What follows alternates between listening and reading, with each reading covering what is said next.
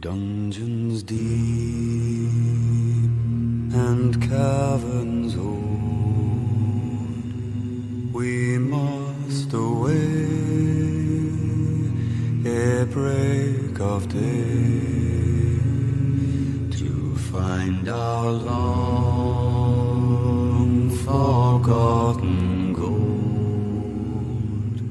The pines were roaring on the height, the winds were moaning in the night. The fire was red, it flaming spread. The trees like torches blazed with light.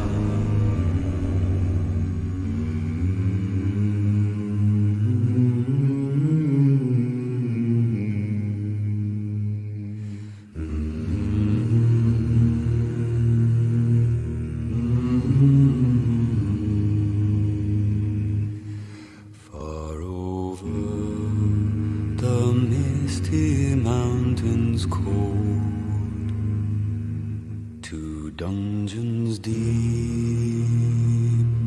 and caverns old, we must away ere break of day to find our long forgotten gold. The pines were roaring on the height, the winds were moaning in the night. Was red, it flaming spread, the trees like torches blazed with light.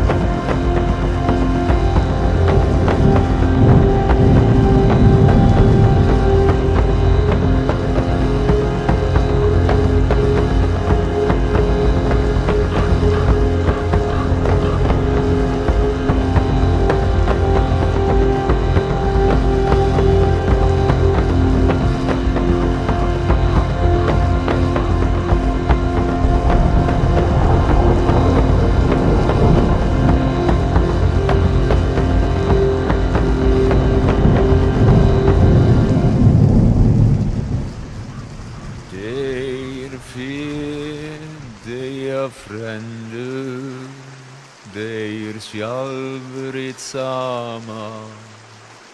En ordstyr der aldrig, heimer kör godan getu. Der fyr, der frände, der själv ett samma. Jag vet ej när alder dig, domer dödan kväll.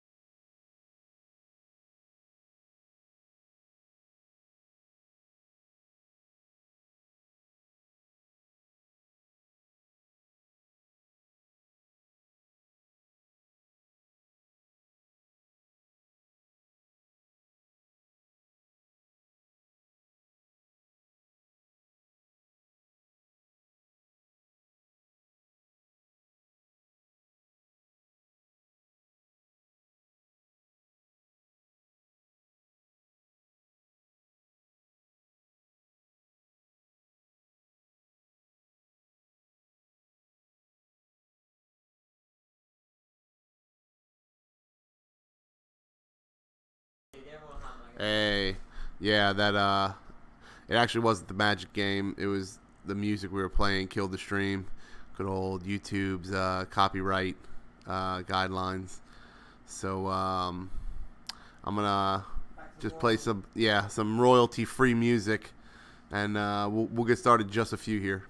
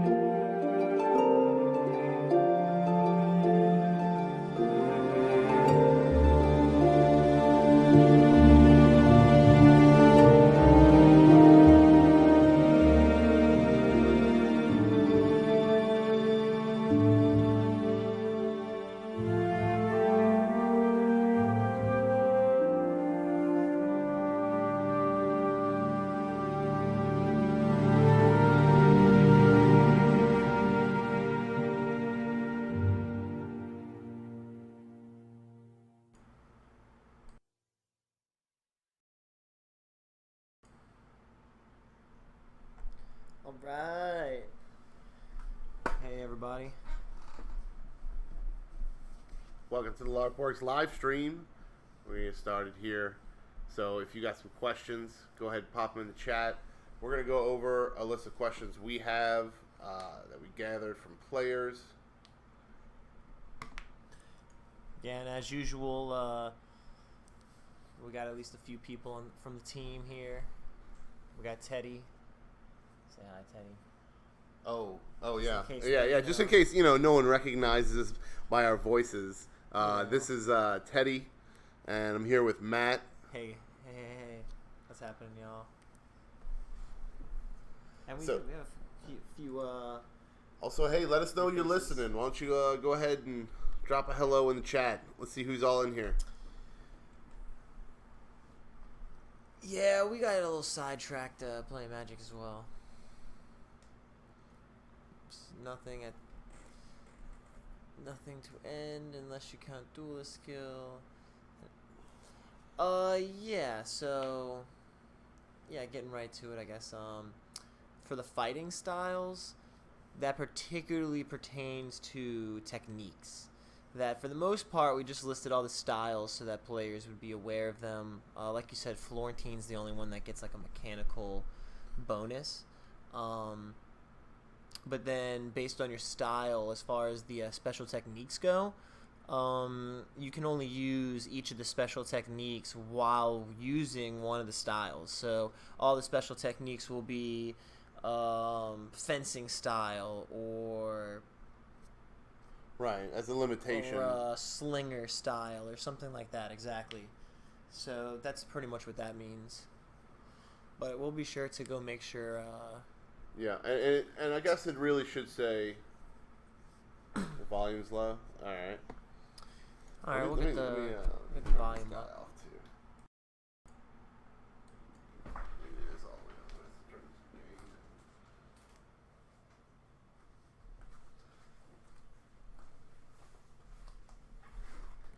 Okay, we did a couple things. Maybe the sound's a little better now. Yeah, I mean, you really got to get like all up on it to have because this is meant to be a. You gotta make love to the mic. Yeah. Gotta really. All right. I'll get all intimate.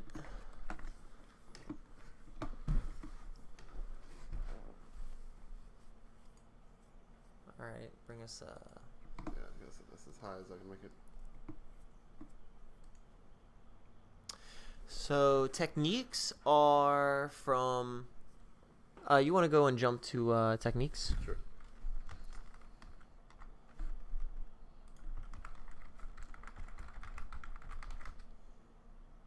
So you have a Technical Master and Technical Master 2 ability. So in the end of the book, there's a chapter called Mastery and Beyond that explains these abilities a little bit more in depth. But the way Technical Master works is, or what her techniques are, they are specially created strikes and maneuvers and abilities for combat, kind of like ritual magic for casters, but this is like a form of ritual combat. Yeah, and as you can see, it's under the fundamental combat list, just like you would see a similar advantage under gray for spells. Yeah, and so if you scroll down, Teddy, and we'll look at the details of it. So the thing about Technical Master is that while you're using the style, There it is. No, wait. yeah, Technical Master 1 There and it then is. 2. So anyone who has the proper abilities, like let's say that you have a special technique that doubles your power strike damage from plus 10 to plus 20, but it only does it when you're in Florentine style. Or let's say it only does it when you're in fencing style. You can learn that technique, and then you can also only use it while you're in that style. And when you'll get a special tag that is a special technique tag that'll give you those details. It'll say special technique can only be done while in fencing style, and it allows you to deliver a power strike for plus 20.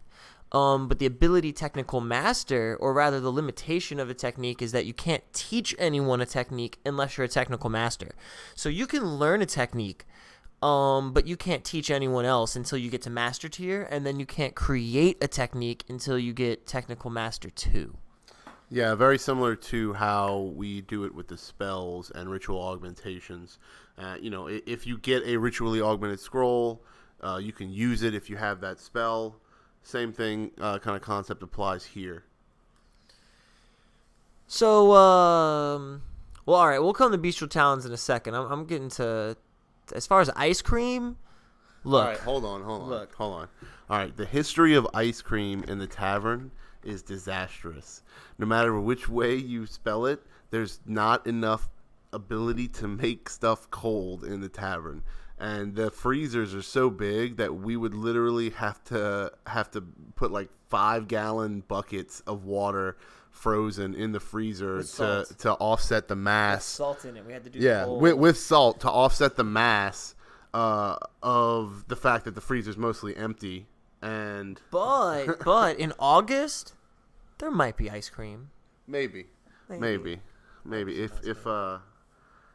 everyone wants to come hang out with us. And now that we're settled in at Group Camp 1, and it seems that the freezer has been working consistently, we might open up some ice cream. We might bring some buckets, is what we're saying. Okay, and so what do we have next? Bestial Talons. Do we get a freebie scroll for Death's Door? And I assume the AP goes towards... Yeah, so your AP will automatically switch over to Death's Door if it was the Talons. And at check-in, we will replace your scroll and give you a brand new fresh scroll. So nothing lost. Well, I mean, I guess Bestial Claws are lost, but you didn't really want that anyway. Come on. So really, Death's Door is what's gained here. How do you spell it? Is it just death? It's Death's Door, I believe.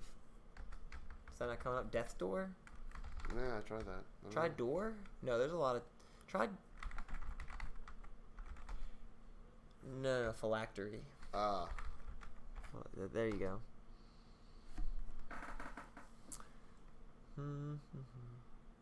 I wonder why it wasn't... Yeah, Death's Door.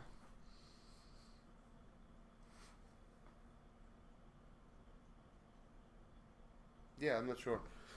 Anyway, so Bestial Talons is gone now, replaced by Delta Free. Yeah, so saying you get to replace the. Oh, yeah, sure, yeah, absolutely. All right, cool. Let's go to the questions that were listed under, like that people were already asking. Yeah, we'll go let's through go back. and we'll cover those. All right, so we'll start from the top with a Gillis question. Does Industrious under Half Orc grant a total of +4 IAs? No, it's a typo. Yeah, no, I think that is a typo. It's listed twice. It says gain +2 IAs and then gain. So we can go fix it. Where is it? Half Orc. So while we're doing that. Yeah, it's something that's potentially nice that the Necromancer can do. Or if you're like all necromancers who are evil, which is all of them, obviously, because no one's using Death's Door to help anyone. So all your typical necromancers might even use it to cast on a body so they can sneak them away and cast a Death Knell ritual later and harvest the soul. Oh yeah, Death's Door. Yeah, that's a good one. What was the? It was 4. Industrious. Right? Industrious. Go up. Industrious. See how it says you just gotta get rid of the second game +2 IAs. Ah, I see. Oh wait, you should say or professional universal advantage, and then that's like all the rest of them.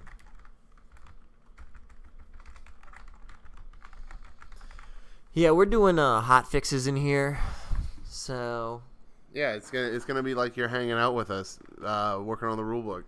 Yeah, you guys are you guys and gals are helping us. Yeah, you get to see a little glimpse of how we've been living our lives for the past several months. Dear right. Geb. All right, so done. All right, so what's On next? to the next one. Of Elven quality 1 and 2, can they be stacked? No, they cannot be stacked.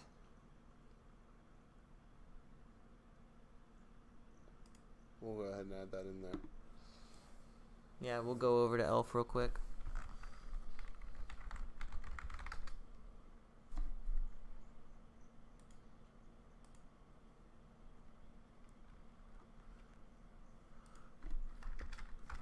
What? I thought that's what every necromancer was doing with that ability. I don't understand this whole concept of casting this death's door on someone and to like help them. Like by help you mean shed them of their fleshy parts and free their soul into a nice like opal, right?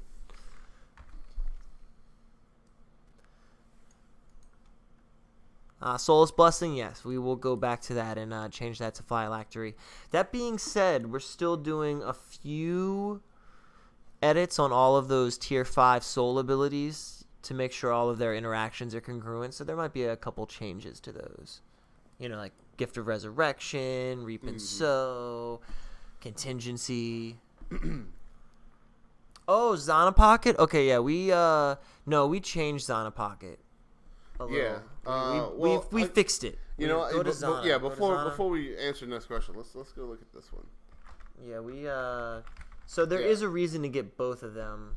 Yeah, because we didn't want to get rid of that, but also what was there was weird. So here is the new rule: you gain immunity to search counts, and you say no effect at the end of a successful search count unless they are also a Zana. So this combos with the Bind Magic Sight ability from, what's it called, Magic Pocket? Yes. Yeah. So where now if you have Magic Pocket and Zana Pocket, you can't search them unless you're a Zana with Bind Magic Sight. So just Magic Pocket, they need Bind Magic Sight. If you just have Zana Pocket, they need to be a Zana. But if you have a magical Zana Pocket, they need to be a Zana with Bind Magic Sight. Mm-hmm. So it's still not as good as you get like the invisibility only, but I think that's still pretty good. Not, there's not many characters that are Zana with Bind Magic Sight. Mm-hmm. And this does kind of mesh with our new building rules to where you have kind of flavored chests or pockets or things like that. Yeah, actually our typical format is that we go through like the whole rule book, and we weren't quite doing that this time. We were going through questions first. So what we'll probably do is cover all the questions and then kind of briefly go through some of the big changes. Mm-hmm. But since there were so many changes, we're not going to cover every single one of them. So the next one is Minion 3, activated gain second use of demonic contract. Oh, that's right. We forgot to put in what Demonic Minion 3 did. Oops. I'm sure it does something terrible and demon like. Probably uses abyssal magic. Let's see.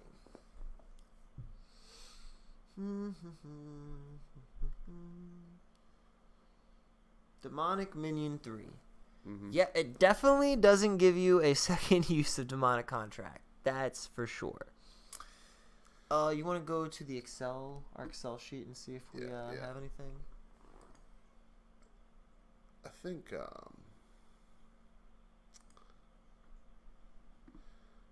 was toughness. Give us 1 second, guys. We're pulling up another sheet here. Demonic Minion 3. Yeah, we I think it was toughness. No, it was. Oh no! It further buffed the enchantment. That's what. That's what I'm saying. Yeah. Like the enchantment got better. Oh, you know what? It might have even copied the half-orc war chief's ability. So you know what? We'll come back to that one. Unless Chris wants to chime in there. No, I know. I saw that.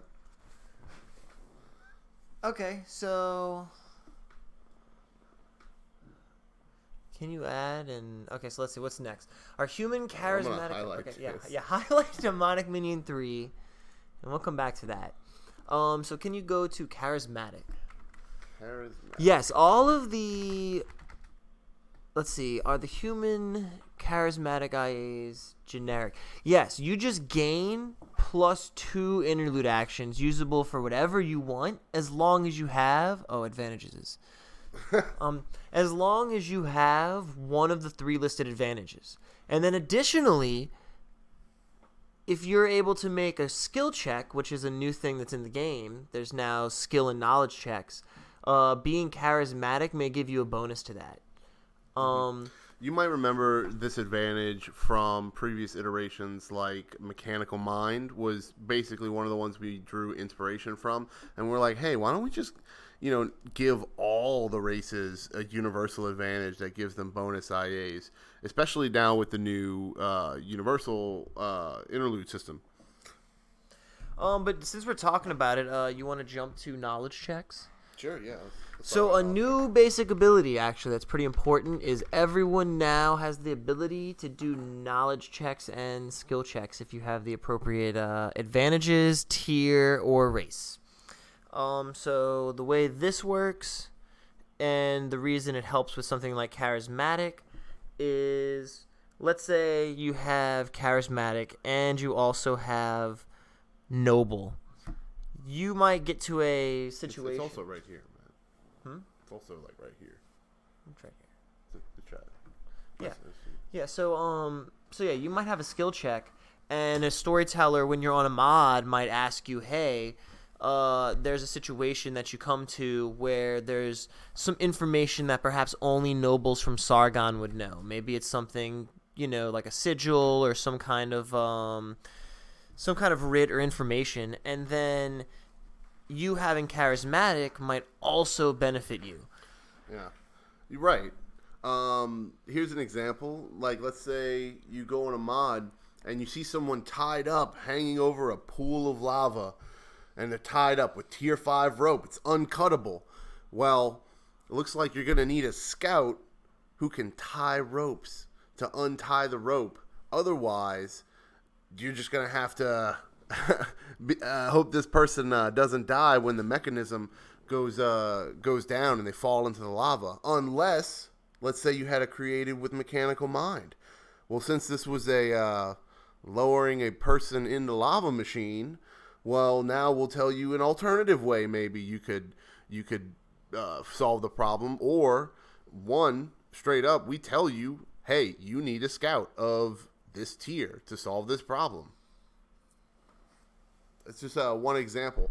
But, knowledge checks and skill checks are something we've been doing in the game for a while. You probably experienced it on an adventure. The storyteller was like, hey, is anybody here a blacksmith? Is anybody here a noble? Those sorts of things, because that's how we pull characters into the story. Well, actually, that's one that I have set up in a mod that I've planned. Is there's an anvil with an unfinished hammer or unfinished weapon, and if there's a blacksmith, of course, on the mod, they'll be able to be presented with a skill check, and if you're a blacksmith, you'll be able to finish the weapon and be able to take it with you. The weapon appears to only be able to be finished within 5 strikes, but the 5 strikes will need to be precise, otherwise the entire weapon will be ruined.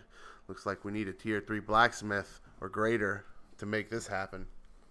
Yeah. It's an example of a skill check. So we're trying to make we know since our mods get a little bit more interaction or a little bit more, story driven, where like in town we try to have everything be very like free flow, but on mods, since we have some like, descriptions and explanations, we wanted to give the players some more standard options. Okay, so it looks like Chris found the rule for Demonic Minion 3. Grants +3 natural strength, and we were talking about making it similar to War Chief as an additional effect. Yeah, I think we had mentioned that we were talking about, like, you basically gain, like a legion, like the ability name kind of implies. You gain this group of people who won't attack you, and there's other benefits. Let's go to War Chief. All right, sure, yeah. Since we're talking about that real quick.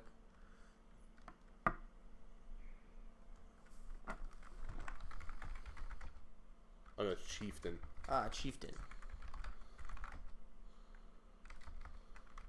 Chieftain, right? Yeah, I misspelled it. Whew! Now that's a big one. Well, the reason this one's so big is because it has the rules for giving them the enchantment, which the other one doesn't need because right. it has that at the beginning. So essentially, a chieftain gets to make a special tribe and then give everyone in his tribe buffs. They can be the tribe of increased spell damage, the tribe of healing, the tribe of physical damage, the tribe of strength, or the tribe of increased IAs. And if you blood bond using your chieftain ability, another chieftain, you assume their chieftain power. So, in other words, if you decide to go and try and face Morgrim, he's obviously got all these bonuses on everyone in his horde. Absolutely. He's got all the chieftains under him. So, yeah, and then it looks like Demon will also have likely the same ability. Mm-hmm. Where whenever a demon gets to Demonic Master, so let's see here, 3, they'll be able to pick a specialization to give to all their minions. Mm-hmm. It may not be as strong as this because I see this has Blood Bond, and I know Legion is maybe not Blood Bonded. So we're gonna get back on that one. Tier 5s are always subject to something. So we want to copy that over to Demon, or we want to worry about that later. Sure. I'll add that addendum. Josh. Wait, what? What? What about Chieftain? Let's go back to Zana Pocket real quick, and we're gonna add that it does stack.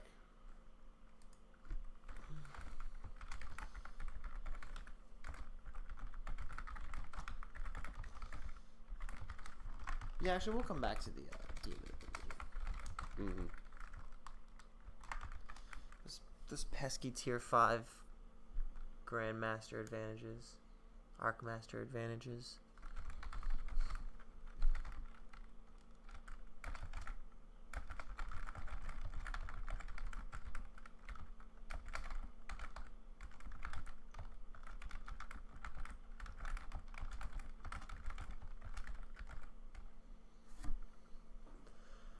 The bind magic, well, yeah. Yeah, that's what he's talking about. He's like, just add a note. Like, sure.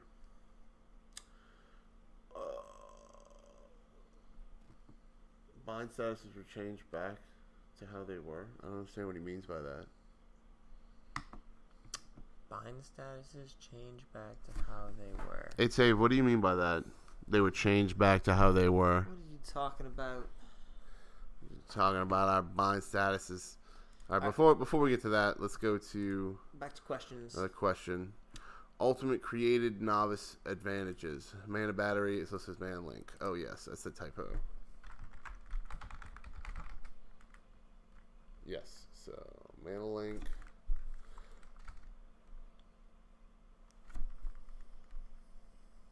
This is under Zana. Oh no.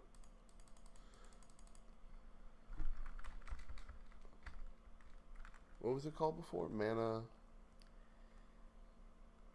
Transfer mana. Transfer mana. I don't think anybody else has that. Humans and Zana have it. Okay. So yeah, that actually needs to change to mana link in all those cases.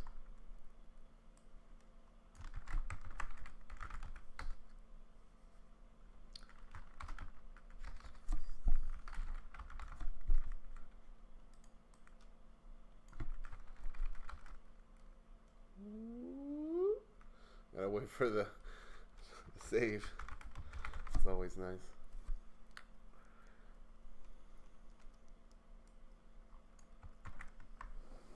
But bam. Well, now characters, except for created, when they do hit Grandmaster tier, have 2 of their life capacity gone. So maximum, you're going into Grandmaster tier with 3 lives.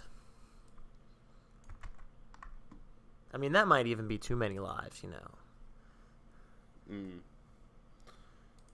If your strength exceeded the bind you're being hit with, you could no affect it.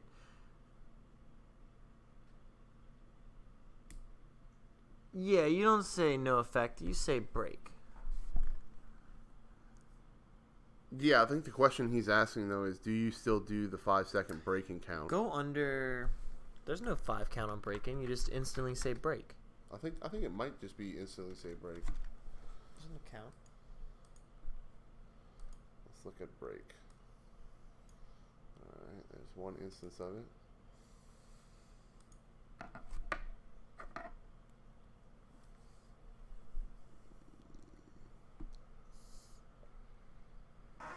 It's an effect of unwilling.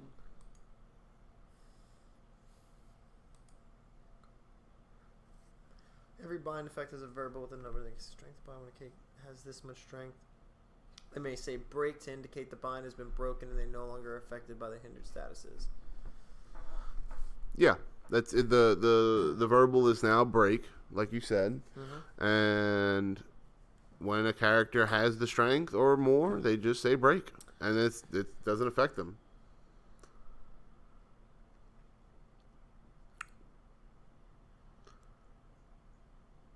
Well, you do pause, but you have to say break.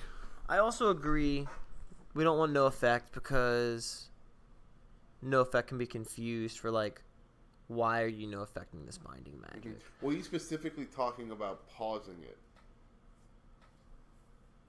I mean, yeah, you have to say break.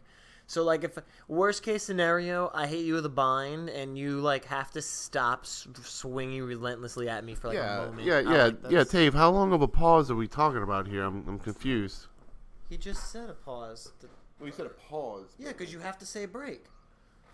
Right. Like, you have to say break. So if you're I saying break, I don't know if he means that. That's what I'm wondering. Last thought on demonic meaning 3. You may not get the bonuses due to thematic differences. Yeah, that's kind of what I was thinking, Chris. In the super chat, it's talking about last thought on demonic minion 3. May not get the bonuses due to thematic differences. Half-orc tribe gets pack mentality. Demonic minions dominate their master, something like that. We'll talk about it. That'll be in a release coming up. Back to the questions. Let's see. Did we fix all the mana battery? Yeah. Or is it only under human? Just fixed that. Okay, cool. It's under human and Zana. And created. That's correct. All right, and then let's see. We had a long conversation about Bard. Can you kind of recap us on that? I mean, go all the way down. What's the most recent replies here? I mean, there were some good points raised around Bard.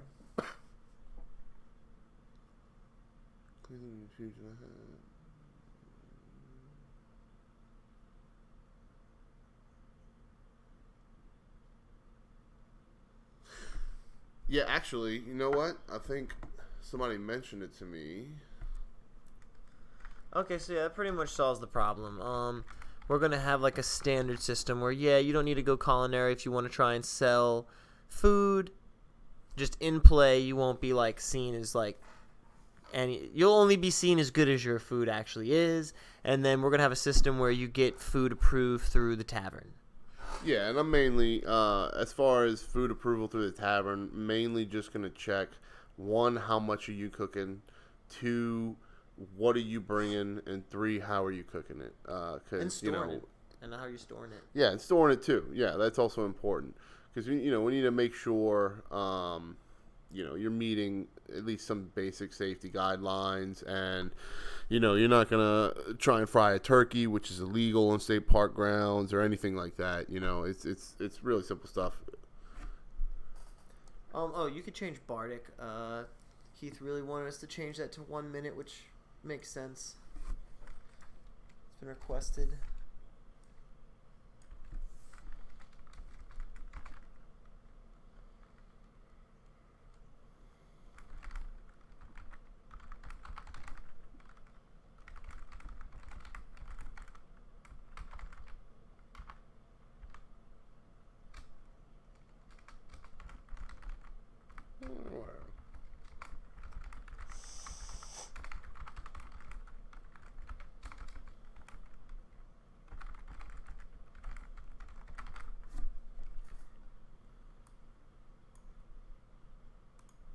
There we go. Alright.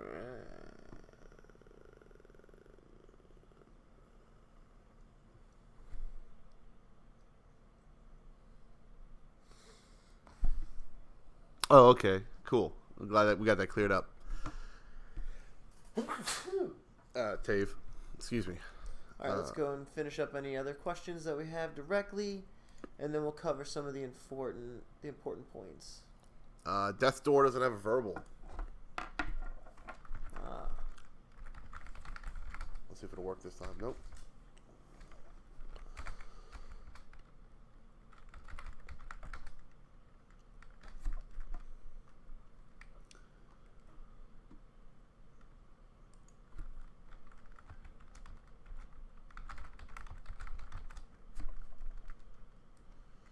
Dun, da, da.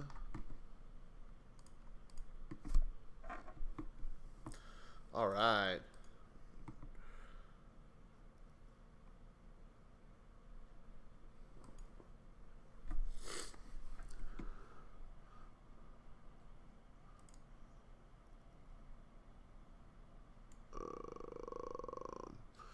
So, are y'all still out there? Are we still alive? Yeah, we're still going. Why don't you drop a note in the chat? Let us know, We guys. got more questions coming through. Let's see. Spirit Wayfarer. So, Spirit Wayfarer, can the person I shift in spirit form get themselves out if they don't have spirit shift, or do I have to get them out myself?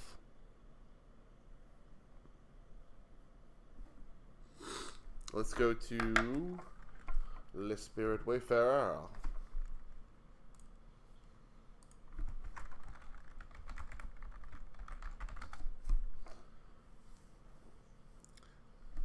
Le Spirit Wayfarer. They're delicious.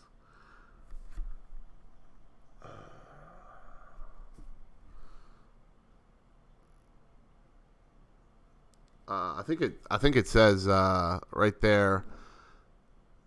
They may make a 5 count to allow them to shift back to the material realm. No, but it's you specifically, I think, that can do it, and they are stuck in Spirit Wayfarer. And that's kind of the point of Spirit Wayfarer, is you kind of like, you stick them in there, and then you kind of like do your own thing, right? But that's not. It doesn't explicitly say that. I could see where she. Wait, yeah, that's Josh. Oh, it's adrenaline. Pretty sure. Okay, cool. Yeah. Well, you can see where he's coming from, because it says the target becomes spirit shifted and immobilized, or may make a 5 count. But I think that meant to say the Zana Wayfarer may make a 5 count to shift them back.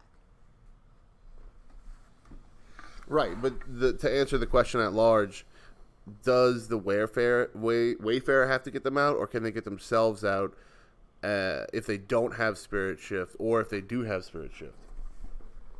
Yeah, but we can clarify that like the person being spirit shifted cannot spirit shift themselves out. What if they have spirit shift is the question.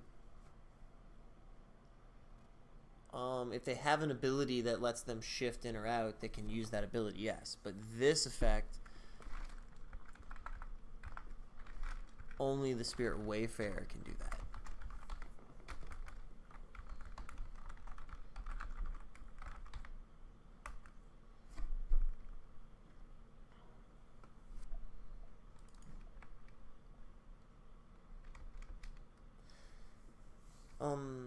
Oh, and also, that, I believe, is supposed to be here. Or were we just letting that? Yeah. No, we're just letting that. If you get spirit shifted, you're in there for 5 minutes unless you use an ability to get yourself out. Yeah.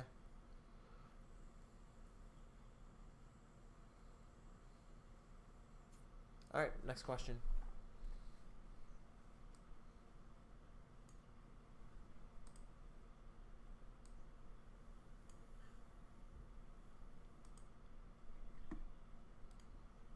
Yeah, so actually, if someone is spirit shifted, the only person that is getting you out is a spirit wayfarer.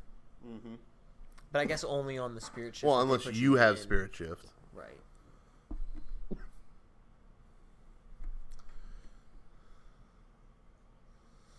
So let's talk about the elephant in the room, created. So, Cameron Morano writes, the created no longer needs a master for anything. Hold on. More questions on spirit shift. Oh, wait. There's more questions on spirit shift? When you spirit shift, you use it and someone's spirit wayfarers me.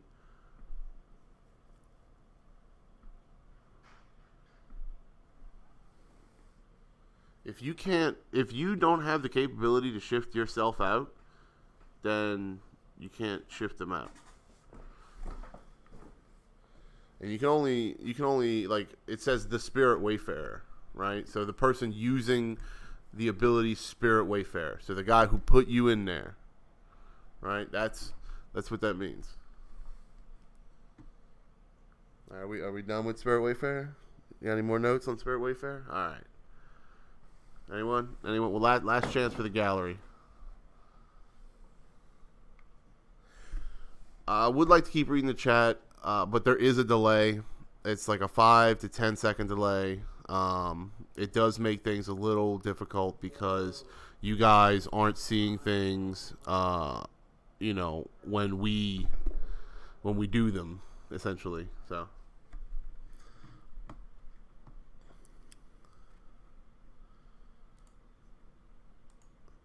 So yeah. Anyway.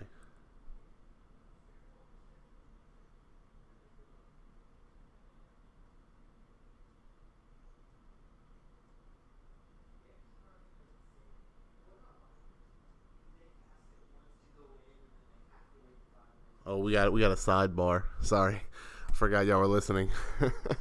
We're talking about Spirit Wayfarer here. We'll come back to Spirit Wayfarer in just a second. Let's see what they have to say about it, and let's see if I can answer any of these quickly before he comes back. Yes, Rodney Bro asks, so if I can use Adrenaline Rush two times, I get +4 strength, or is it saying the total of using 2 Adrenaline Rushes gives me +2 strength? So let's go to Adrenaline Rush.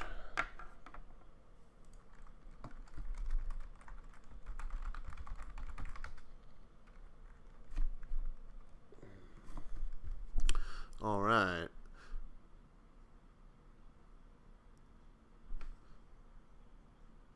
Yes. So this says Adrenaline Rush 1 is activated, say Adrenaline Rush +1 strength. Adrenaline Rush 2 is activated, you get an additional Adrenaline Rush, and the strength increases to 2. So I guess a better way of saying that would be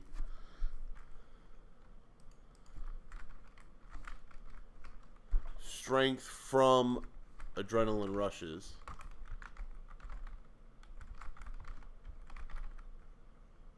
increases to +2 strength. Maybe a little redundant, but we'll go with it for now. Yeah, and that is what it's supposed to do. The way Adrenaline Rush works is it levels up, and the strength for each use you get goes up. So at Adrenaline Rush 2, you now have 2 uses of an ability that grants you +2 strength. Adrenaline Rush 3, you would have 3 uses of an ability that grants you +3 strength, and so on and so forth.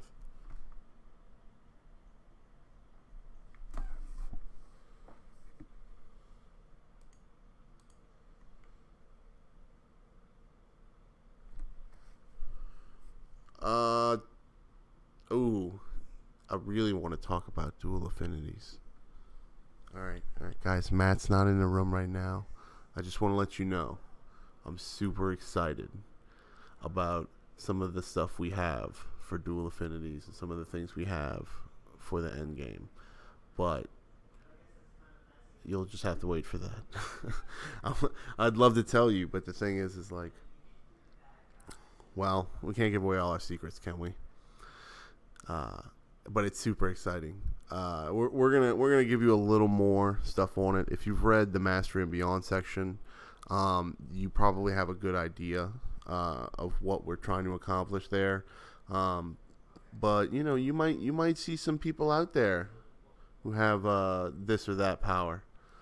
And yes, we nerfed contingency.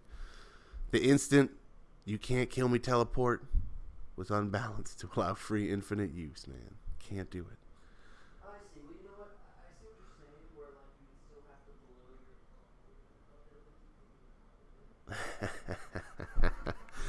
your I know I would talk about it, man. I'd love to, but it's just like it's so juicy. It's so juicy. Basically, when you hit a certain tier, and it all hasn't been decided yet, but we have some prototypes out there which are just really juicy, and essentially it extends the power of those really late game characters to that cool kind of almost tabletop like atmosphere where you have this like the sandbox. Suddenly you're like, oh wait, maybe the sandbox is a little bigger than I thought it was, kind of atmosphere. But yeah, the specifics I can't really talk about because they might change, and I would hate to be like, oh well, it works this way. You get a lot of conjecture about how this or that might work, because right now, on the story side, we usually use the experience of the storyteller to balance those sorts of things. So, all right, I'm back. Yes, the more rushes you get, the higher the actual strength. That's exactly right. Looks like Matt's back. So, did we get a verdict On what? on Spirit Way? Oh, what was it? What were we talking about? It was the Oh yeah, there's Spirit Wayfarer. Yeah, there are a couple edits that are coming to Spirit Wayfarer and Spirit the Spirit form, but just some minor like nuance stuff. Mm-hmm. So I think it's time to go to back to the elephant in the room, and that is created. So the more journal rushes you get, the higher the actual strength. Yeah. Cool. So you getting into created? Yeah. So I'll go ahead and I'll read this post, and you know what's up with this, right? What we're doing with this. All right, cool. Yeah. So I'll go ahead and I'll read For this the most post. part. A few questions on created, says Cameron. So the created no longer needs a master for anything. Use of certain skills, slowness, resistances, etc. And that's right. Yeah, the created doesn't need a master. It's optional. Is what we're going to be talking about. Imprinted master, which is the next question here, is I think we're gonna get rid of it, and we're gonna have a new advantage for tier 1 for created, because there were some compelling arguments that were brought up to make it a starting advantage, and I agree with those. Rid of it. You're not getting rid of Well, it. yeah. I'm sorry. We're getting rid of it from tier 1 and moving it to starting tier. Magic canon. There is a little story issue that needs addressing. What is the? Do we know the magic canon story issue? No, that's so Mana Link. Yeah, so all Mana Links changed for human, Zana, and created, where instead of you like taking the tags and giving the tags to the other character, kind of like a mana merchant, as it were, now you have to link up with them. But when you link up, you can cast mana both ways. So like I can cast mana using your mana pool, you can cast mana using my mana pool. Yeah, you touch the other person, hold hands, put the hand on the shoulder, hand on the back, however you want to do it. And then now you're mana linked. You can use each other's mana pools. Obviously, it's not that easy to do in practice, but this is actually how it's used most of the time. You're just hanging out, and you're like, all right, let's cast this barrier. All right, you got how much mana? You got how much mana? You got transfer mana? Okay, let's make a barrier this big. So it's kind of the same thing.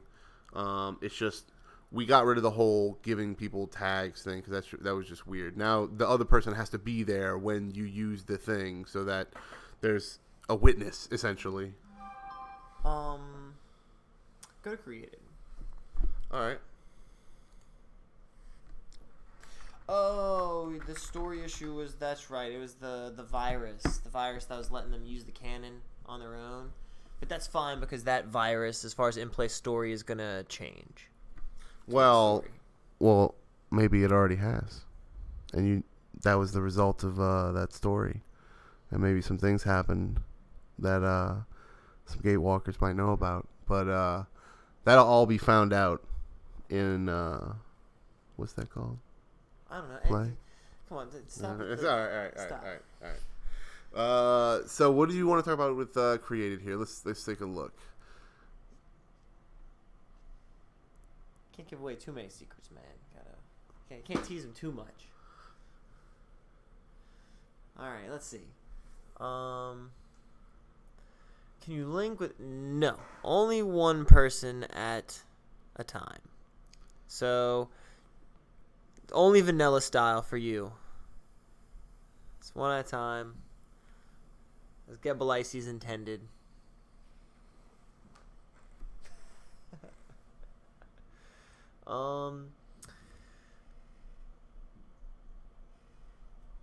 Yeah, so there was a lot of discussion about the created. Most people, like the idea of the created having been opened up some. I do agree that imprint master no longer being a starting advantage does kind of take away from the whole created were built to be servants. But it also does give them a lot of starting advantages. So it looks like there's a good chance we'll put that back to where it was. Still have it be opened up, and then and we do have some advantages that we have on the side that we're thinking about putting in there. So it's not all for nothing. Well, multi-person link, yeah. No, you definitely cannot multi-person link with Mana Link. If you had 4 people with Mana Link, now we're all Mana Linked. I mean, there's no reason to do that. Just Mana Link one at a time. I'm casting with spells 4, with all 3 of your pools. Yeah, we don't need some weird mana centipede going on. Yeah, but you know what? Sure. I'm sure somewhere in the world of Mordavia there are large groups of Zana that are just Mana Linking with everybody, just all at the same time. Remember, Mana Link responsibly, wear a glove.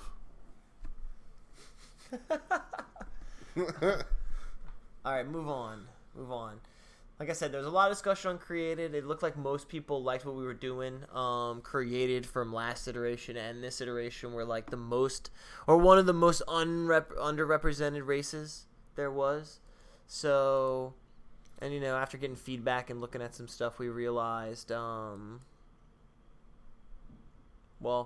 realized that people didn't really like having to be stuck.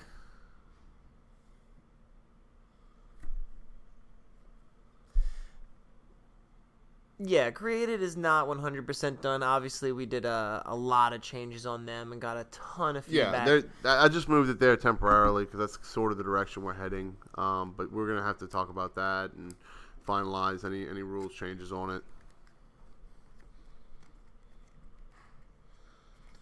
So what else do we have? So Gem Matrix 3 still reads Master Canon in the description. So let's tackle on that.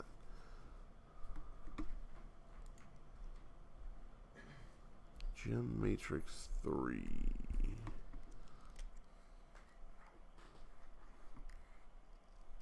Oh. And I think it's just because it's called Mana Cannon, not Masters.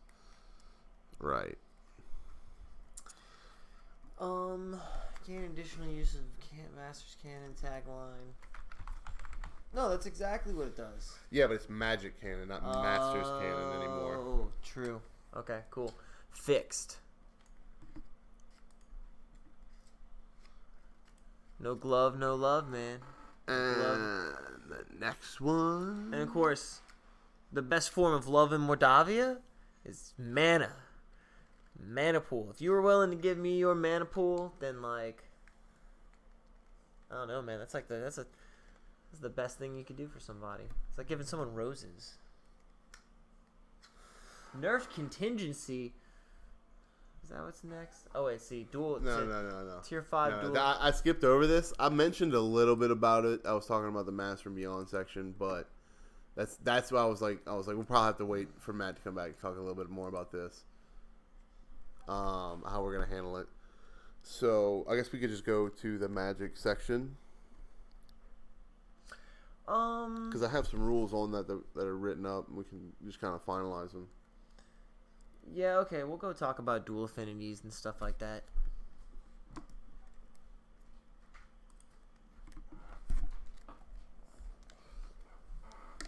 All right, I was really tired, so I don't know what I wrote, so it might be whack. So don't judge immediately.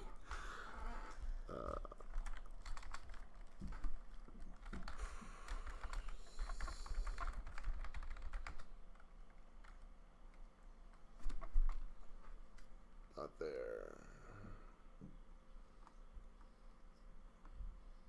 Here. Yeah, it's up here.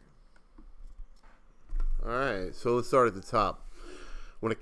We are changing a little bit about how you advance to make things simpler. First thing is, whenever a character advances to Tier 2 in a primary school, then they may advance into a secondary school. What is a secondary school? Secondary spell schools are in a circular pattern around the primary wheel called a magic wheel. Characters start on the wheel based on their primary school and advance around the wheel.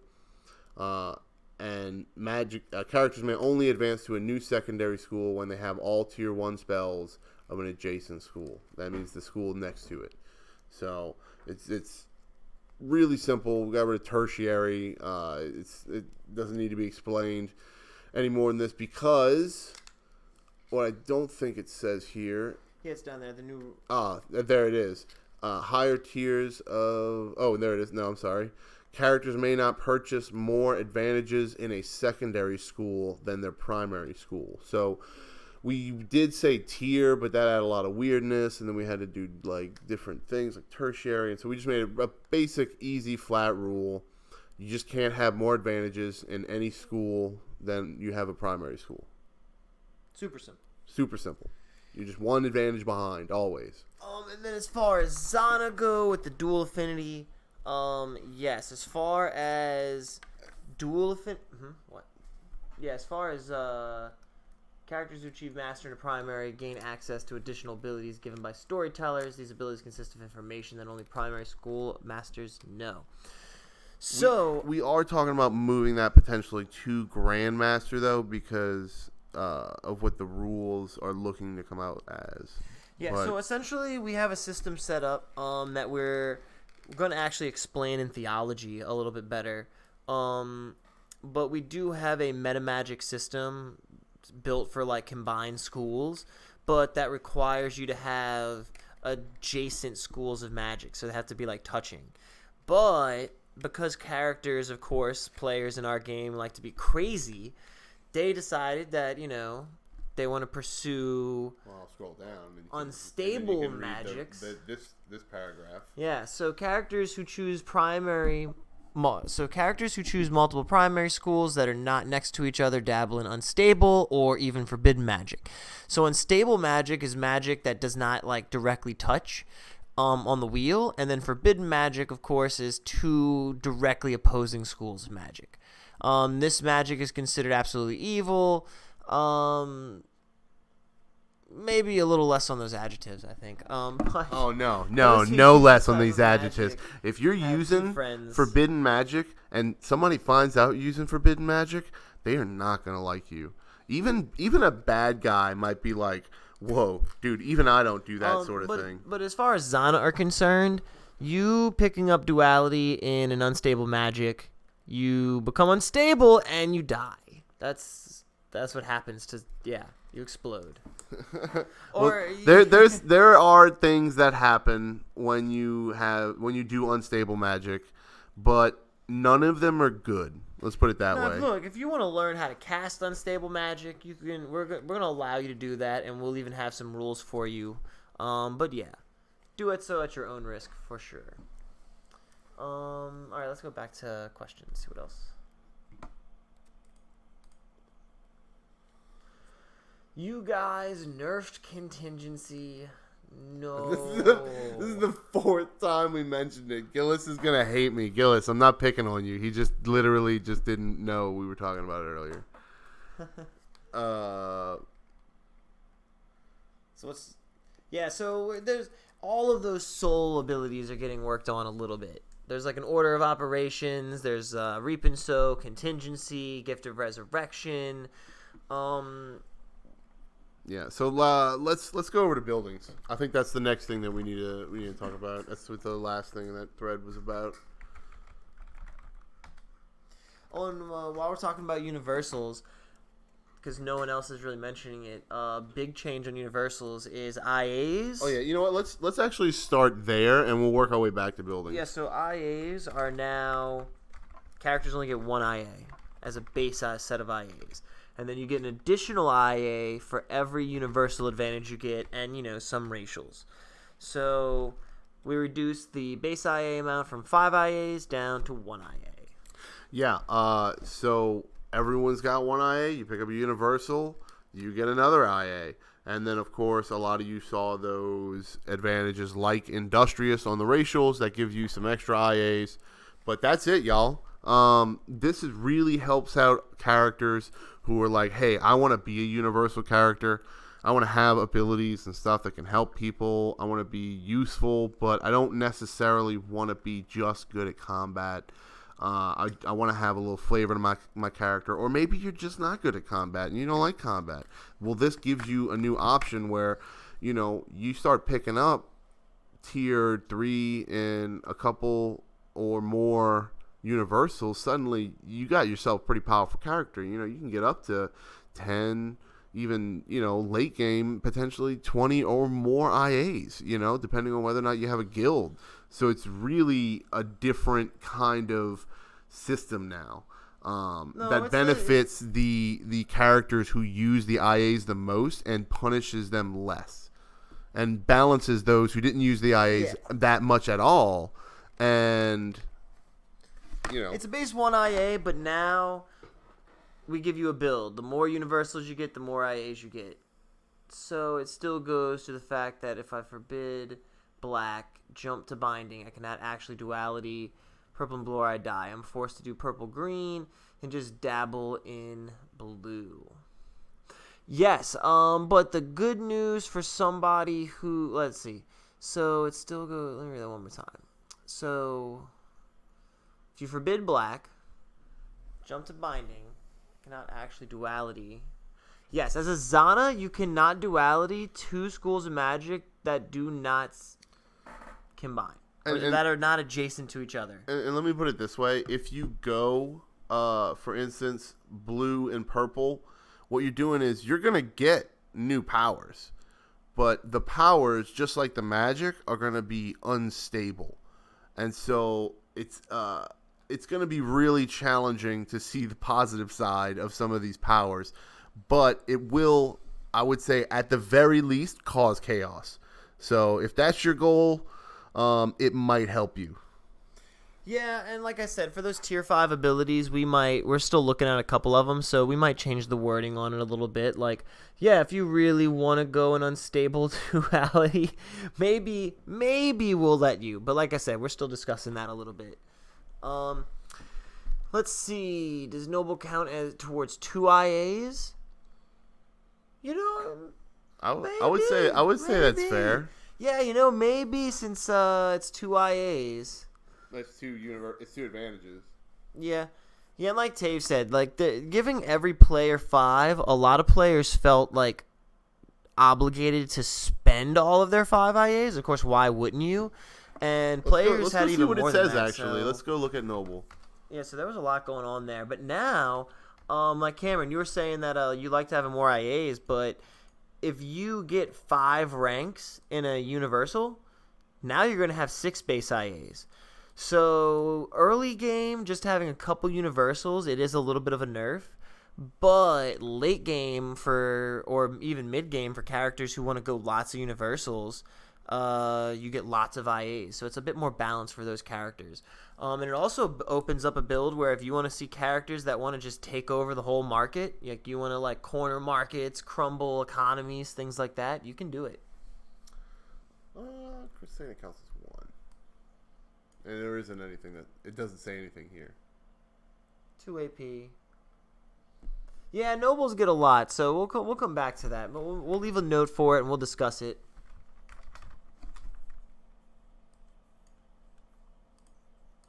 Oh yeah, that's yeah, the way we see it is if you want to have the capability of having lots of IAs, you need to go that kind of character. You need to go an IA character.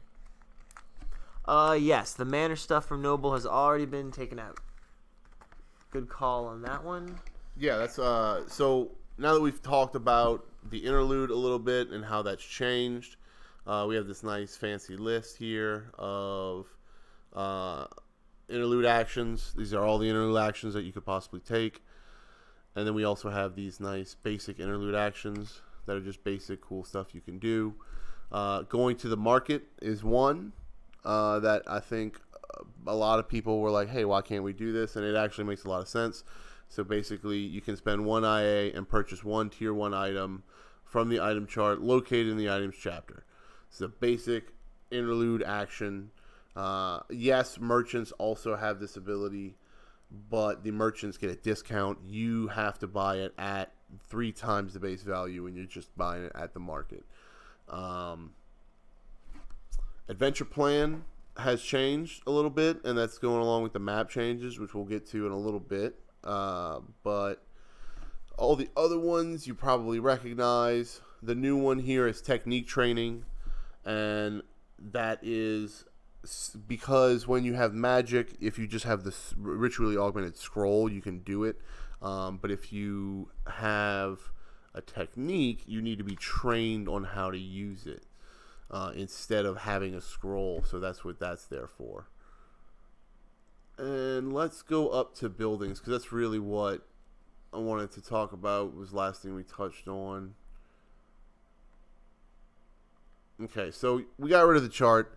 We didn't need it, and all the information in it was like old and stuff. So we did, however, keep the 5 items at reset for the workshop, which I thought was pretty cool and generous. And it is pretty expensive to get a workshop, so it's pretty cool to actually be able to craft at game. You know, there's a mechanic way to do it now. The big thing with buildings is the deed folder. You're going to get a folder that holds a bunch of envelopes. And that's going to be essentially your building that you pack up and put out when you go to an event. And you have your fizz reps and all that other sort of stuff. The folders to help you, and it's also an in-play item to signify, you know, who can pack up the building and put it down, and who can control, you know, who owns the building. Sheep, you're gonna need a contract for that. Oh yeah, Contract for what? for sheep. For sheep? Yeah. You have to say it. I can't read it. Why can't you can't see? Yeah, but the people listening can't see it. I know. I just said, can you buy sheep? And yes, you need a contract. No. Sheep is not a. You can't. There's no tier 1 sheep. You can't get a sheep. A sheep would be like a really expensive item, if anything. It'd be like a luxury item or something. So no questions asked. The no questions asked part is what makes me worry about you wanting to buy this sheep. Why would you ask questions when someone's buying sheep? That's normal, right? Yeah, I'm a sheep. it's normal. I'm a sheep peddler. Why am I? But now you're like, well, I need it. No questions asked. Like, well, hold on. You're right. That's kind of what makes it suspicious. Right. Can I flag the sale of this sheep? Yeah, actually, we invented an entire like Farmville-like system and then we burned it. 2, actually. Yeah, and then we burned that one too. We burned them both. We realized that was terrible. We realized that this is not a tabletop game, and we're not playing tabletop. And everything here, we can't do dice rolls. Oh, we were good. There's no like, we can't be like, oh yeah, you grow 10 feet tall, you sprout wings and fly. You can't do that. I mean, not even that. I was just you raising sheep and cows and corn and mundane items, ridiculous shit. Yeah, like no, like how far does that go? Like, do we need to like ration water? Like everyone gets water tags, and you have to drink 8 glasses of water, or else you get dehydration. Let's go back to the questions. Let's make sure we covered them all. We did. This buildings was the last thing. Well, let me just double check.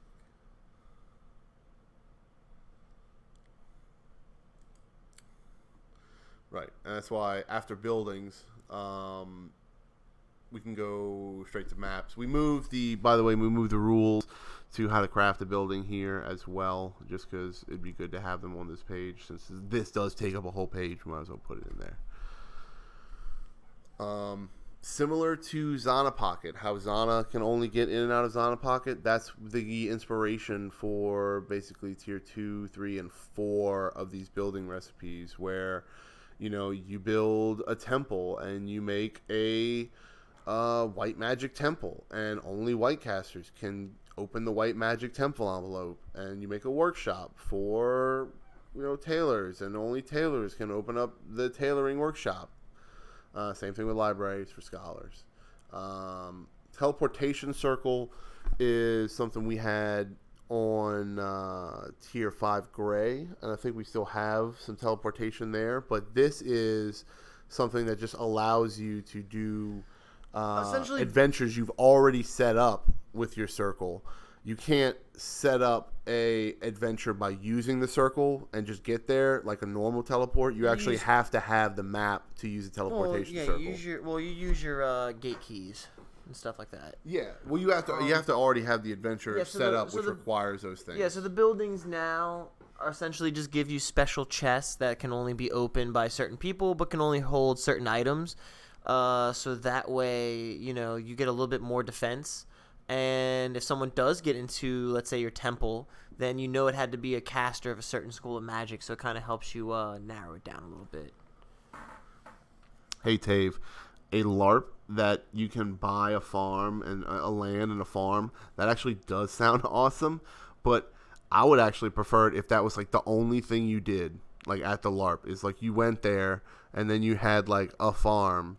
And you all like bought like farm resources and did things. That would be awesome. Like farm LARP, peasant LARP. Oh, so we have there's a correction. Sleepless 3 elf. They gain immunity to sleep, just like Zana, and that's apparently not there. Ah, yes.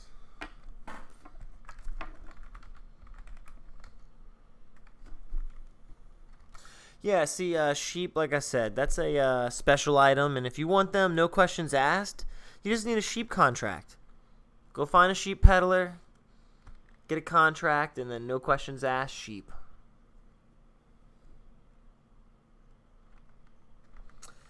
If I sleep a demon and carry them through a doorway with 4 radiant veils, what happens? Well, you just made that demon take like 100 innate pierce holy damage. That's what you did, Gillis. And I hope that demon deserved it. He probably did, or she. This demon probably deserved it, but yeah. Yeah, so the thing is, veils. Oh, that's something we should talk about. So veils don't have keys. And they don't even have warders. All right, let's go to barriers. But now barriers like walls have gate keys. So we got rid of warders, where the only warder is the caster, and so the caster can always open and close their own barrier. But now, using the tier 2 sigil spell, casters can make gate keys, or barrier keys rather. And a barrier key that has the true name that matches the true name on the barrier will allow you access to it. Yeah, and we removed the whole demon true name thing because one, it was wonky, two, it wasn't used that much, and three, it actually held us back from doing a lot of things we wanted to do, like using the true name for important stuff. And so getting rid of that, actually, now we feel a lot more comfortable being like, hey, look, put your true name and a sigil, and now you have a barrier. Boom. It looks like we got 22 minutes left. So it looks like we're getting to the end of our questions and important things to talk about. We can do barriers and maps, and I think that pretty much covers it. And maybe a few more questions. Yeah, so we simplified the map system. Maps?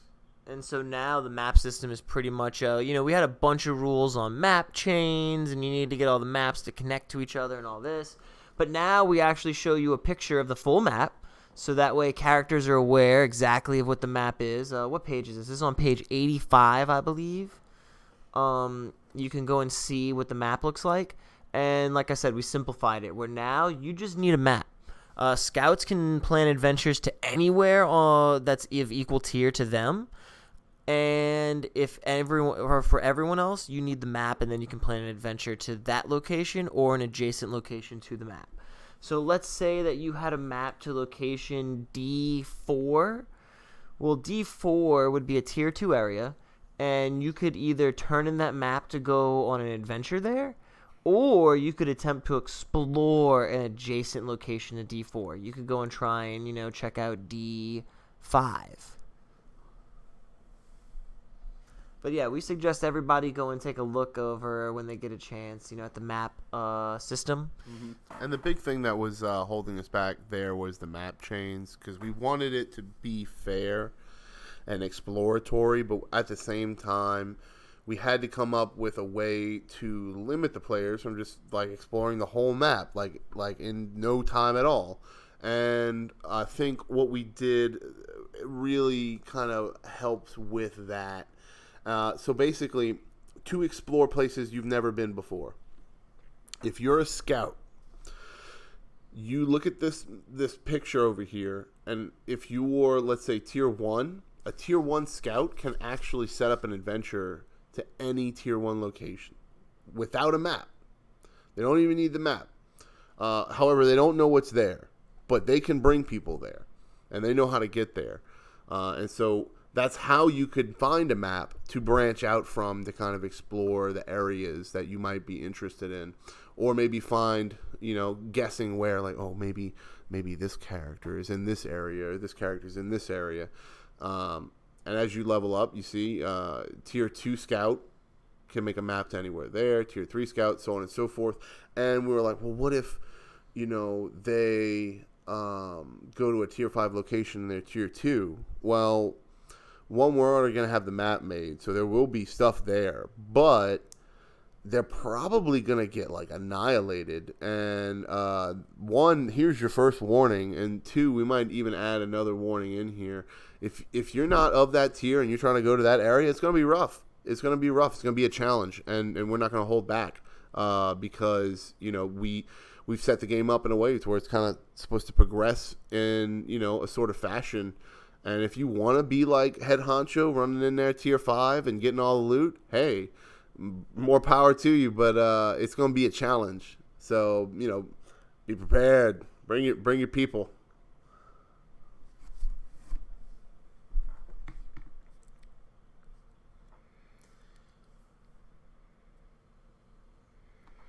I can't even read the chat because it's all like, oh, sheep. Let's talk about sheep.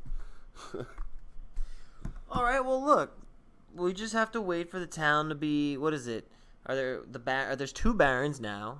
There's, and who's the mayor? Is it,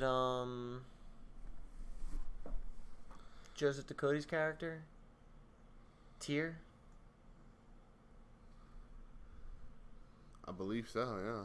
Oh, good. Well, good. You know what? Maybe we'll finally see a town run by a quality individual. Finally, an upstanding, honorable elf has come along to save you unworthy peasants. I hear that he even knows a bit of white magic, and that for me, just personally, he has a connection to Gebelices like others don't. I hear he's pretty famous where he comes from. 2 Zana is worse than 1. Oh, come on, these guys. Are adventures that are set up without a map more difficult? First of all, I mean, 2 Zana. Why is it all about the 2 Zana? Why does it have to be about Zana? My question is like, why isn't it about the policy? I've yet to actually see the players present me as an NPC any policy. So I have no idea how the town's run. It could be run by cutting off the head of a chicken and allowing it to land on a dartboard or something. I have no idea.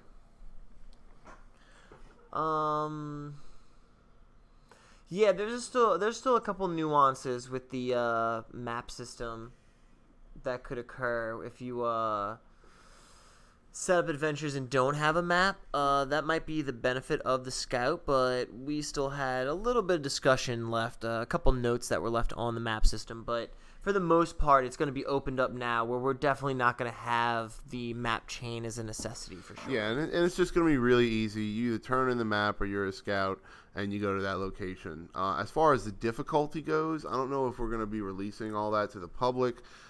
Maybe some hints on how to improve or increase or decrease difficulty, but I think that's something we're mostly going to have on our side, because I think that was something we don't want to confuse people with.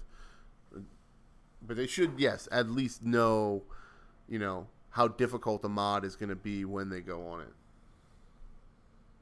Are the forums down? I actually don't know. We're about to find out.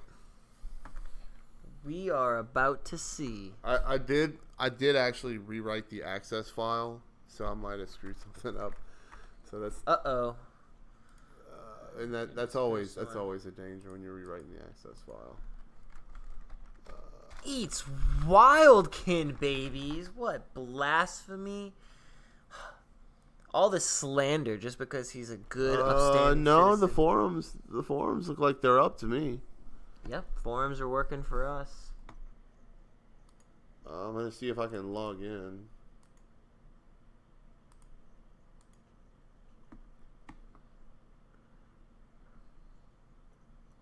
I gotta fix that.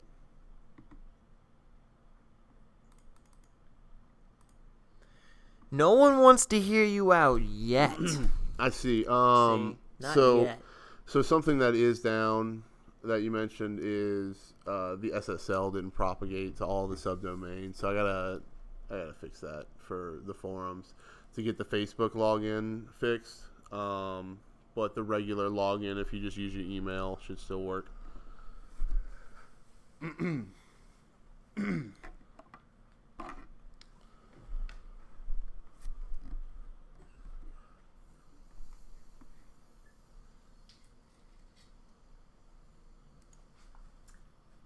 All right, so Yeah. That's what they all say, buddy. Sacrifice himself so a tree ant wouldn't kill him. Yeah, huh? So we'll see if anyone else has any final questions right here. I think we covered a lot of the big changes. We appreciate the feedback from everybody. We're going to get, like I said, there's still a few more changes that are going to come out. We're going to do one more release pretty soon that's going to have a lot of corrections, some of the stuff that y'all helped us change through this feed, and, a few more things that we have highlighted and that we're discussing, but we'll have that out pretty soon. He says, the former mayor says, I've tried cultural rituals of decision, Teddy. No one wants to hear me out. Yeah, I'm guessing, as the mayor, you were like, hey, what do you guys think about this? Instead of being like, this is how we're going to do things. But, I don't know. I'm not the mayor, man. I never had that responsibility. I can't say whether or not you made the right choices. Well, you might be so lucky as to explode. You see, because I'm sure it's a different, terrible, terrible way that you cease to exist, depending on what kind of unstable magics you're mixing. Yeah. Only some of them explode. Yeah, I mean, hey, dude. You might even go insane. Don't rule that out. Oh, All right, but it's not. It's probably going to be painful, either for you, and definitely for you, and very likely for everyone you know and love as well. Yeah. Yeah. Yeah. Can I give him one hint from last iteration? One word. It's a character. You know who I'm talking about. I don't. So you might as well just Checker face. Well, maybe. A little bit about that. That's it. That's all I'm gonna say. That's all I'm gonna say. I don't think he knows. Just leave that out there. I don't think anyone knows what that is, but if you do, isn't it kind of leave that massive out there. design flaw in the buildings that they are the most vulnerable to people who would want what is in them the most? It's bad security. I don't understand what you mean. Most vulnerable to people who would want.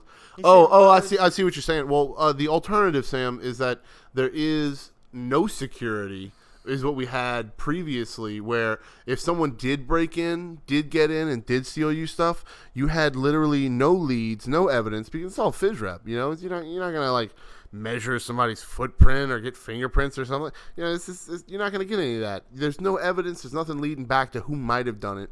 The benefit to this is at least you can narrow it down to a few people who have that advantage. And you may not know who has that advantage, but at least you can narrow it down some, so there's a little more element of, detective kind of rogue going on there to help out those characters who do want to get their stuff back and find out who robbed them. Like if I have a blacksmith shop and I get robbed, well, I know for certain that it had to have been another blacksmith.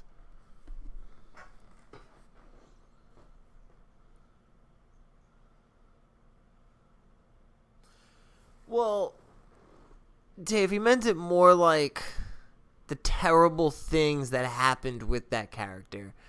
Less so specifics about it. Yeah. They always say it's fine with them. I'm just saying, they always say that. They're always like, it's fine. It's cool. Anybody want any free magic powers? Oh, yeah, hell yeah. I'm about that. Yeah, no, it's fine. Give me them powers. Well, guess what? Don't expect mechanical balance here. Don't think that, like, I'll just get a couple of negative effects and, it'll override and it'll balance out with all the cool benefits I get, right? No. Wrong. All the things that's going to happen to you, terrible. And then, on top of that, if people find out, they won't even like you. They won't even think it's cool like you think it's cool. They'll be like, "Oh my God, that's terrible! Like you need to be stopped." someone put this man out. Fantastic. Trying to think of any other large changes that we have. There's a lot of stuff in the background that y'all are going to be that are really for staff, but y'all are going to notice that things are going to run easier. The war room is going to be running a lot smoother. We have a bestiary that's a book of all the stats, of all the creatures, of all the things in Mordavia. If you help out as crew in Mordavia, you're going to notice that it's going to run a lot smoother. We're going to have like character sheets and whatnot for your NPCs. What else do we have? Another quick shout out though. Holistic treatments and diseases at Grandmaster. You gain the ability to now breed diseases along with those advanced treatments you don't need that we to talked tell about. people about that. Keep moving. Oh, come on, it's new. Rolling on. All right, they don't care. They don't care about it. You're right. We're gonna move on. We got cleric shrines and temples. Those things. A shrine. We got rid of the word altar because we didn't like that. We thought it was a little too specific to, or a little too flavored towards one side or another. We were just like, all right, shrines. And shrines are just phys reps, and you could just move them, do anything. You could set up a table in the tavern like a shrine, like someone has already done, and that would be a shrine. The difference is when you put it in a temple, when you put it in a building that has the temple building recipe, then the shrine becomes immovable, right? And you get that special envelope to put on it. Yeah, jumping over your question real quick. Yeah, if you... Well, whose question? He's saying, essentially, yes, you can ask a character permission to role play out something like a search account. I've actually seen some characters before opt to not even take their items off. They were like, "You take my items out of my pouch." But if the character's searching you, like, you can't do that defensively. If a character searches you and they're looking for an item and they finish their search count, you have to give them your items. Hold up. An item tag. Right. That rock in your shoe does not have an item tag. They're not finding that rock in your shoe. That's true. If it's a mundane item that doesn't require a tag, then... Yeah, they have to physically find it on you. Another example of a mundane item would be like a tool.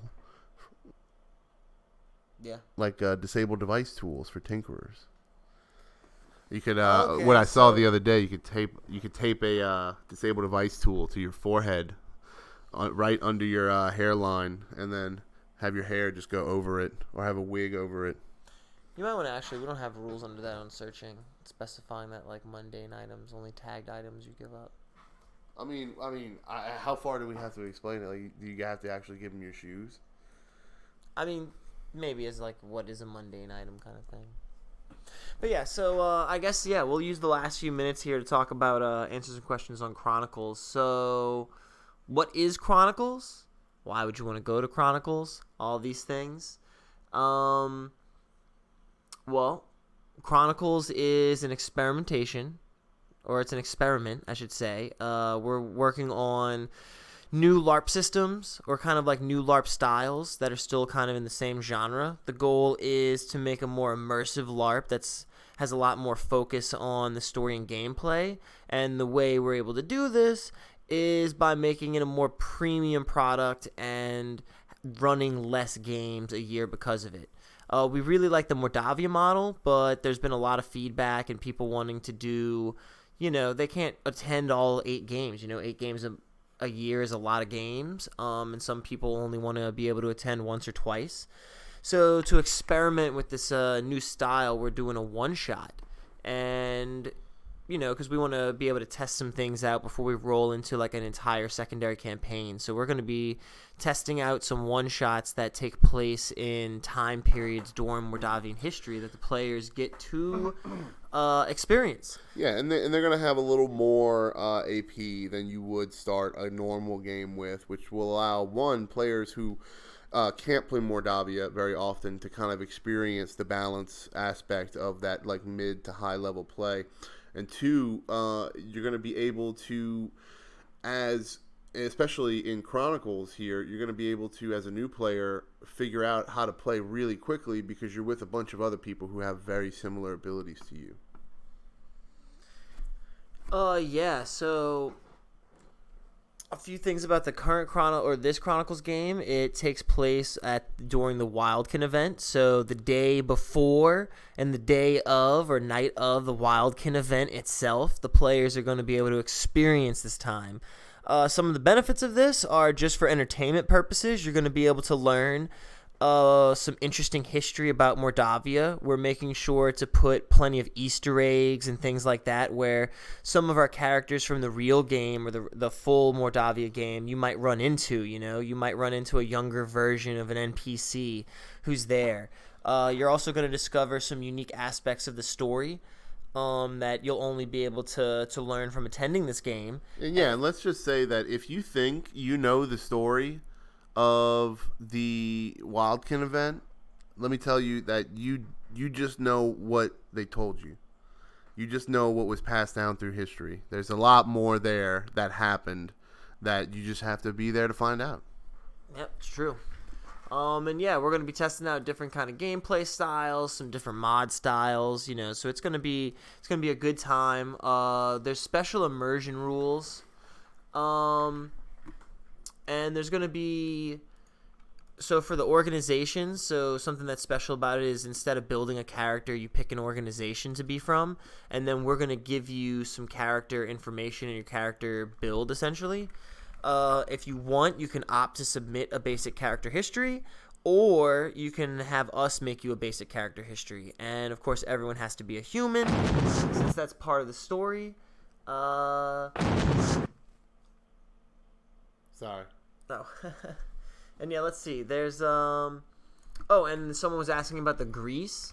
Well, Teddy is going to be taking care of that. We've already talked to the park. Frying is totally fine as long as we handle up on everything and don't leave a pot of grease for them to have to clean up. Look, the main thing is I can fry.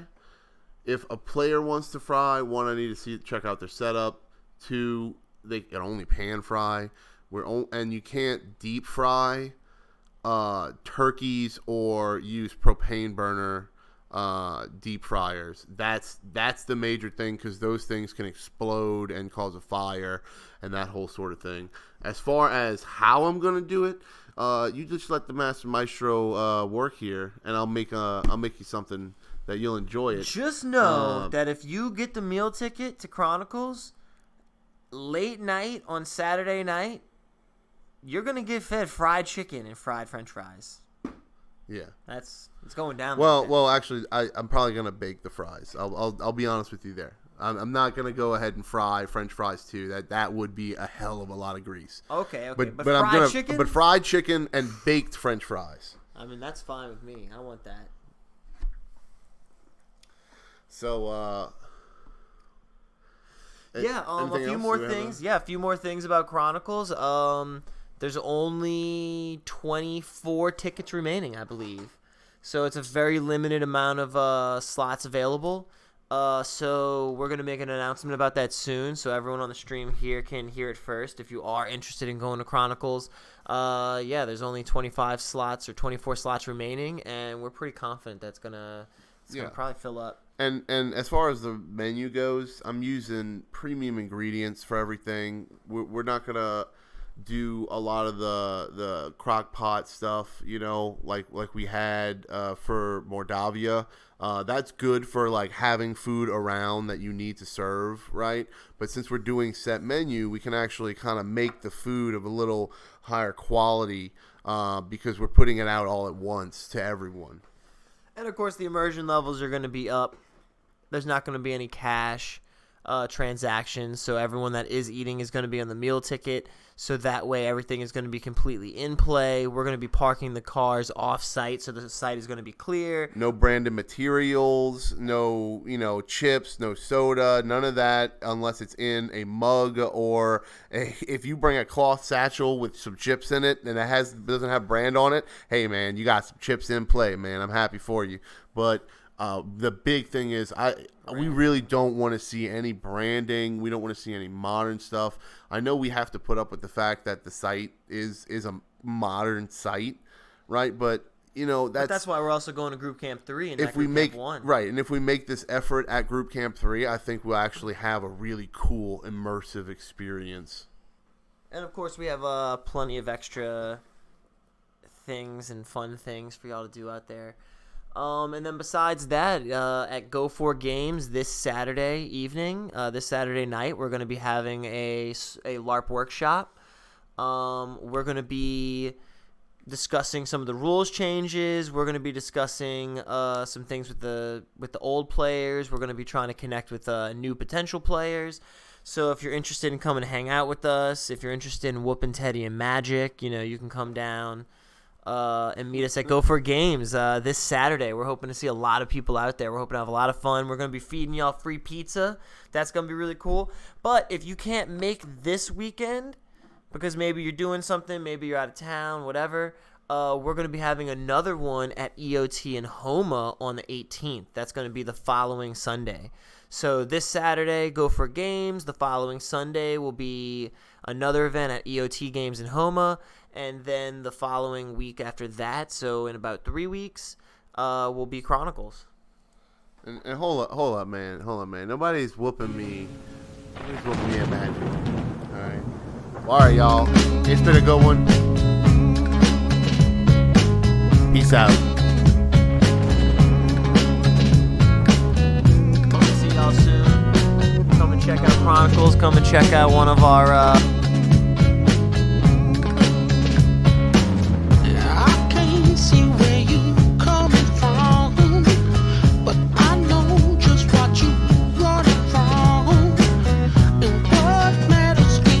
so come and check us out at get some free pizza, Go for Games. Come check out Chronicles, and if you can't make any of those, we will see y'all around for Mordavia at the end of September. And that's gonna be a big one. But we'll talk more about that later. Stay in touch, and y'all have a good night. In